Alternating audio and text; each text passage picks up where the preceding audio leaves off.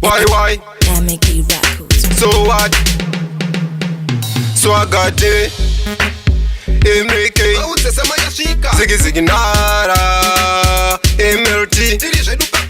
Chaunoita baby shingori nesaka wakapfeka poti topo yako nekamene apo gogo yakanyorwa kunze waiwai ndobva ndapendura zvangu kuti so what iwe zvaunoita baby shingori nesaka wakapfeka poti topo yako nekamene apo gogo yakanyorwa kunze waiwai ndobva ndapendura zvangu kuti so what paunotongopfuura pese hey chemerene harawa yanguva hey nevasina mazino unonzwa dei ndobva ndavabvunza kuti zviri fei zvamuri kuona izvozvo ndo zviripo muupenyu wangu zvauri ndicho chipo vangataure zvavo havasi mikono apa bebi racho rakatonakira svoto zvaunoita bebi zvingori nesaga wakapfeka poti topo yako nekamene apo gogo yakanyorwa kunze waiwai ndobva ndapendura zvangu kuti so what iwe zvaunoita bebi zvingori nesaga wakapfeka poti topo yako nekamene apa gogo yakanyorwa kunze waiwai ndobva ndapendura zvangu kuti so what pane tanzira netsa rinonzi gwara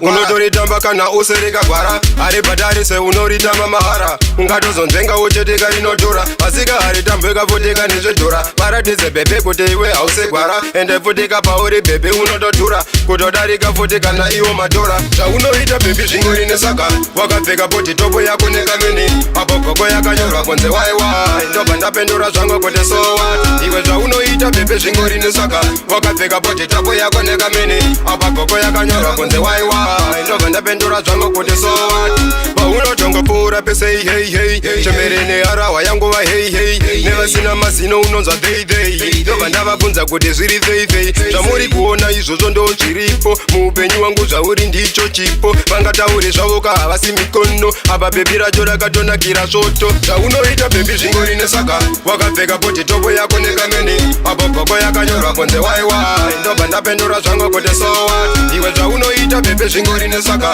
wakapfeka poti topo yako nekamene apa gogo yakanyorwa kunze waiwai ndobva ndapendura zvangu kuti so what zvaunoita bebi zvingori nesaka wakapfeka poti topo yako nekamene apo gogo yakanyorwa kunze waiwai ndobva ndapendura zvangu kuti so what iwe zvaunoita bebi zvingori nesaka wakapfeka poti topo yako nekamene apa gogo yakanyorwa kunze waiwai ndobva ndapendura zvangu kuti so what